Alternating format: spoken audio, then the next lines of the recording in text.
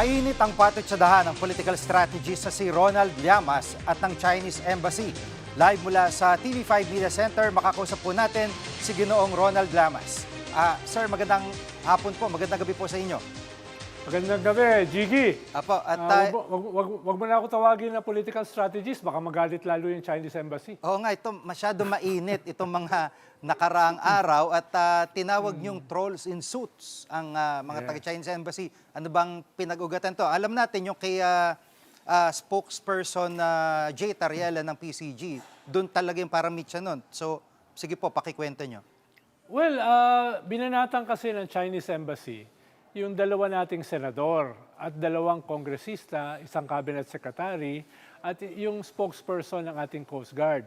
Si Senator Kiko Pangilinan, si Senator Risa Ontiveros, si Congresswoman Laila de Lima, Congressman Chel Jokno, at saka si Secretary Gibo Chodoro, at si PCG spokesperson Tariela. Yung pagkakabanat nila, medyo barumbado, parang hindi mga diplomats. Kaya medyo kino-all-out ko sila. Para naman kayo mga trolls kung bumanat, mga dapat diplomats kayo eh.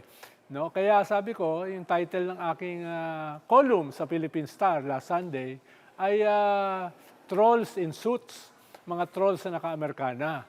Kaya same day, naghalit sila, bumanat sila.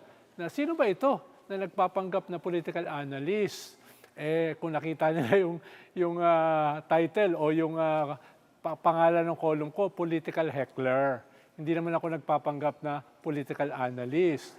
Tapos sabi rin nila na ako daw ay isang nobody na gusto lamang manggulo. Kaya ako ay bumabanat. Sabi ko naman, salamat naman dahil 8 paragraphs yung banat nila sa akin. Parang hindi na ako nobody dahil 8 paragraphs eh. Kaya lalo silang nagalit dahil sabi ko nga sa kanila kahapon, ay kinonfirm lang nila yung sinasabi ko na sila ay mga trolls umasta dahil yung atake nila sa akin ay parang mga trolls. Lalo yata silang nagalit. Kaya today, pumanat na naman sila. At yun nga, no, yung tawag, tinawag kayong hyena in sheep's clothing, may isa pa Yes. silang post na hindi nyo raw alam, sila nagsabi nito, pagkakaiba ng wolf at hyena. So ano po ang masasabi nyo rito? Well, natawa ako dahil yung pinadala, yung pinost nila na picture ay yung lion at saka yung hyena. Kaya sinagot ko rin sila na parang mali, no? Dahil nga yung iba yung wolf sa isang leon. Kaya baka bukas banatan na naman nila ako. Ang sabi ko kasi doon sa sagot ko kanina, they totally missed the point. Na tayo ay nagagalit sa kanila dahil sila ay guest natin sa ating bansa, yung kanilang embassy. Pero, ba't sila haras sa ating mga frontliners? Katulad yung pag-water cannon nila dun sa mga mangingisda natin galing sa Mindoro, sa Escoda Shoal, 2 weeks ago. So, wag naman sana ganon na bisita natin sila, pero sinasaktan nila yung ating mga mangingisda at yung ating mga Coast Guard. Kaya doon dapat mag-focus itong exchange na ito. Hindi kung tama ba yung wolf at saka hyena. No? At saka, yun nga, no po, bilang isang, tatawagin ko ulit kayo, isang political strategist, ano sa tingin nyo yung foreign policy ng administrasyong Marcos? Tama pa ba ito sa panahon ngayon, ang pakikitungo natin sa China at kung hindi pa sila kontento dun sa pag-water cannon sa dagat, parang nandito na sa information setting yung bangayan. Kumbaga, dinala na nila dito. So, ano ho ang pananaw nyo rito? Well, dapat naman kasi yung foreign policy natin ay pagkikipagkaibigan.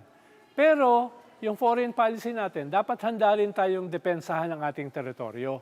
Dahil nagtayo ng artificial islands yung China sa ating teritoryo, sa West Philippine Sea.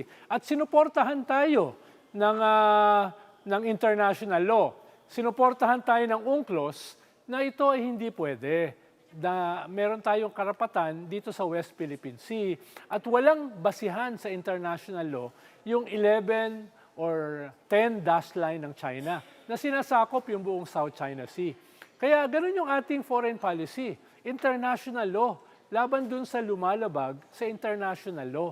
At kahit tayo ay isang mahinang bansa, ay handa nating depensahan yung ating teritoryo. Yun dapat yung angkop na political strategy at saka foreign policy. Kaya medyo nagulat ako dun sa ginawa ng DFA na after i-water cannon yung ating mangingisda, ay binigyan ng 14 days free visa ang mga Chinese para pumasok sa ating bansa. Parang hindi naman maganda yung timing.